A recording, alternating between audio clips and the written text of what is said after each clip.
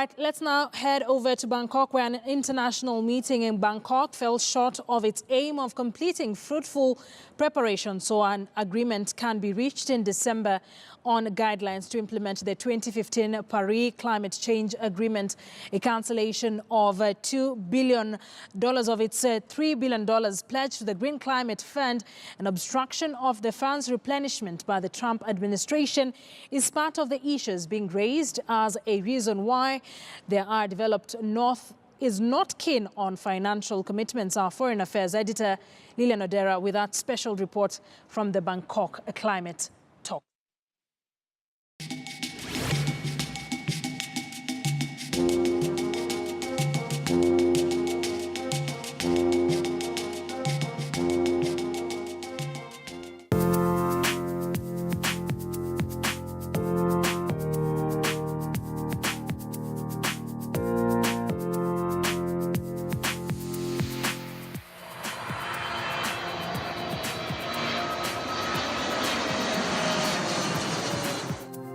Bangkok, the city that never goes to sleep.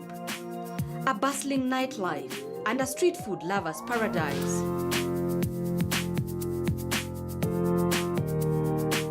Hot and humid temperatures that is cooled down with intermittent showers in the day.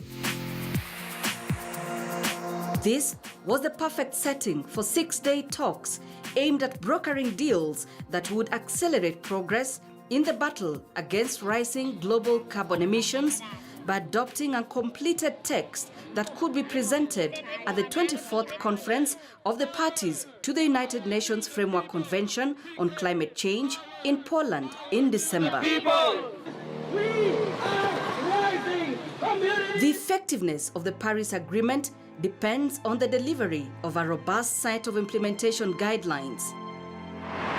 Nearly 300 pages of text need to be refined so that textual negotiations on the climate change rulebook can begin on day 1 in Katowice. Also impacted the livelihood of the fisher folk and also the country's tourism industry. We want climate justice. When do you want it? Now. There is no climate justice without gender justice. Another one is possible. Outside the conference facilities of the United Nations Economic and Social Commission for Asia and the Pacific, activists were piling pressure on the delegates to come to some amicable agreement on the outstanding issues. We have a lot of people around the world. We have youth, we have women, we have many diversity, because we can see that if climate change happens, it not happen only specific place, but it happen and it affects all over the world, all over every countries. So we right here is the person. We are here for we are the person who been affected by climate change. So we want to come here to spread our voice.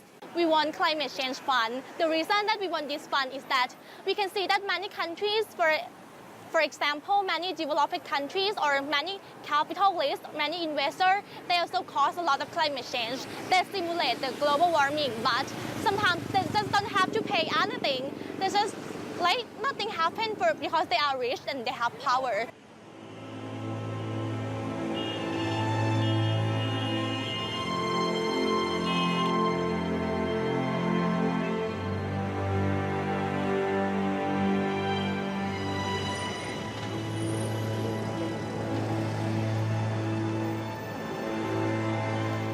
The Paris Agreement, which was adopted by almost 200 nations and is due to come into force in the year 2020, set sweeping goals of ending the fossil fuel era this century. A key issue in Bangkok was climate finance.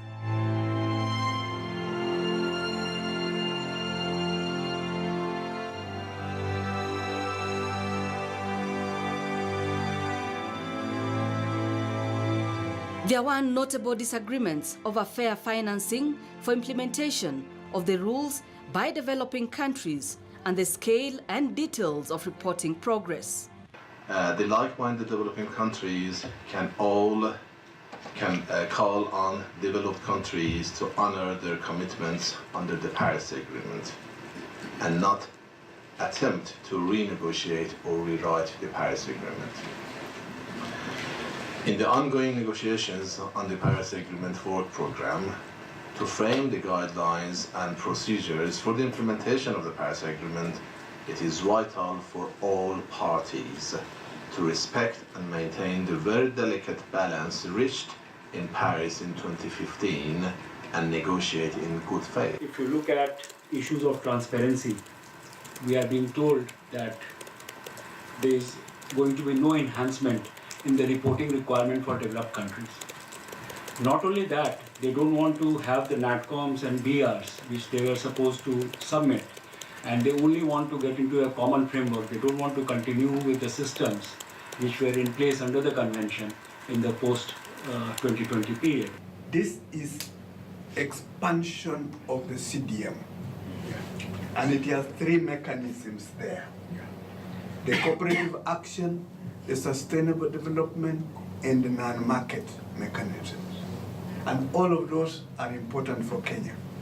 And we should not think that it's only for energy. Patricia Espinoza, Executive Secretary for the United Nations Framework Convention on Climate Change, said at the closing press briefing for the Bangkok meeting that progress was made on most issues, but nothing was finalized.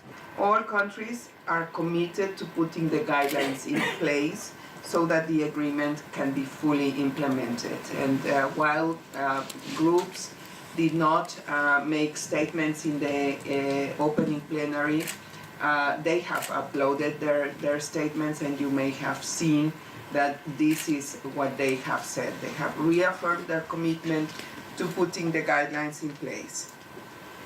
And everyone here also has had the deadline that they themselves, through the COP decisions, have established in order to finalize those guidelines, which is COP24 in Katowice in Poland.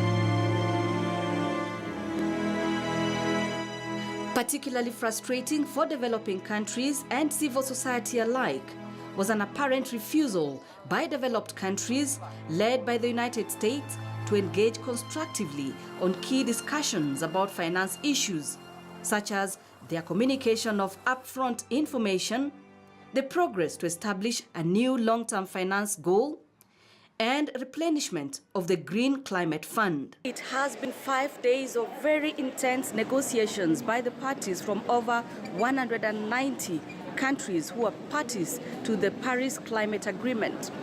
There's been some relative progress to report, especially on issues of mitigation and adaptation, but there's still very little progress to report on when it comes to the issues of financing, which remains very tricky as the parties now prepare for COP24 to be held later in Poland. Now, as the Bangkok session comes to a close, the developing countries are still showing very little commitment on how they will intend to finance the developing countries in order to mitigate the effects of climate change.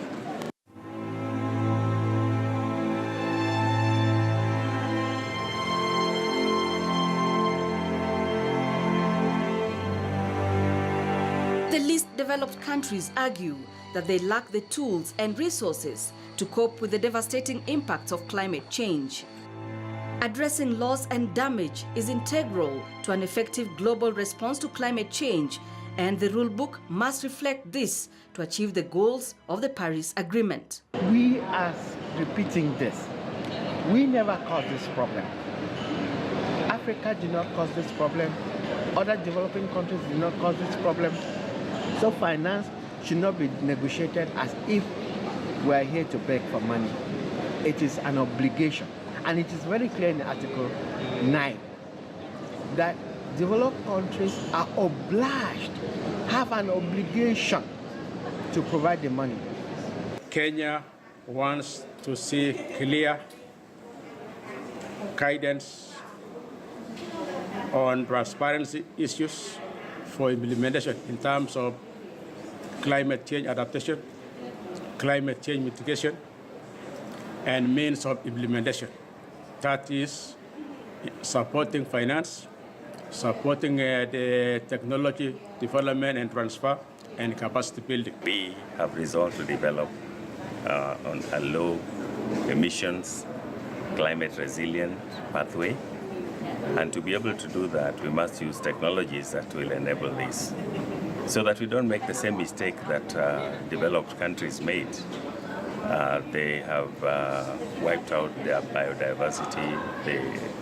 Their environment is not as natural as it was. We want to preserve this and balance between development and conservation. We, the people from the developing country, we are still not very happy with what is going on within the finance sector, because our partners are not keen. There are issues which they want to lock, mixing terminologies, requiring loans to be accounted for as part of climate finance, which we are saying no, loans should not be part of it and it should be reported differently.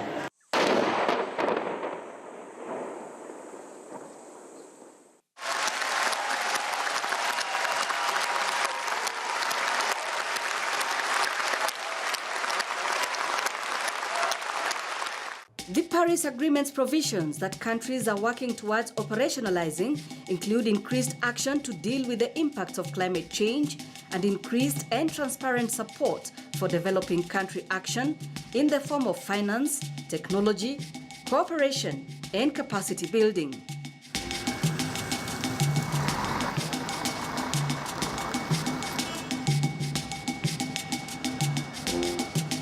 The provisions also include the goal of limiting global temperature increase this century to well below 2 degrees Celsius, while pursuing efforts to limit the increase to 1.5 degrees Celsius through transparent and ambitious emission reductions. The moment that many in the climate justice community have warned about for a long time has come this week.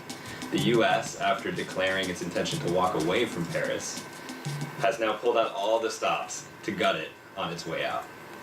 And what's worse is other global north governments are just complicitly standing on the sidelines. But while what we're seeing here may feel new, it's actually part of a long history of multilateral disruption that far predates Trump. Given the US's track record with international agreements, including predecessors to Paris, government should not be so short-sighted as to cave to the US's demands in the hopes that it will somehow convince the US to stay or make it easier for the US to re-enter in 2 or 6 years from now. Yes, the role of the US is very, very important in this process, and more so in getting the rule book for the Paris. Just to note that the US is also here trying to be part of the developing of the rule book, but the feeling has been that the fact that they sort of technically, if you put it like that, pull out of the Paris Agreement, the feeling is they shouldn't interfere with the other processes or other commitments that will come, or other pledges that will come from other developed countries. The kind of extreme options you see on the table, even if the process is now clear that co-chairs are going to work on the text, it's really hard to imagine how these extreme options are going to be brought together in a manner that we see agreement happening on many of these options. Finance happens to be at the core of it.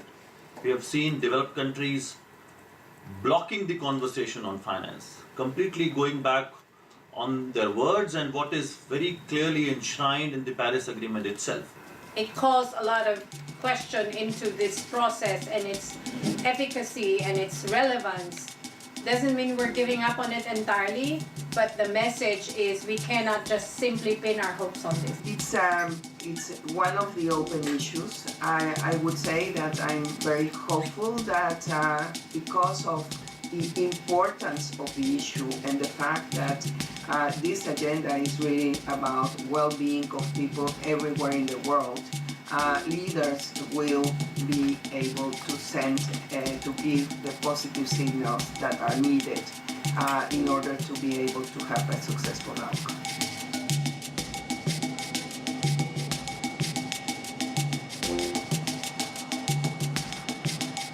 Governments have empowered the co-chairs to turn the progress made so far into a more solid basis for negotiations in Poland. It is now vital for the co-chairs to change the course of the negotiations away from diplomatic doldrums towards a win-win approach and craft middle ground options that the whole world can get on board with at COP24. Lilian Odera, KTN News.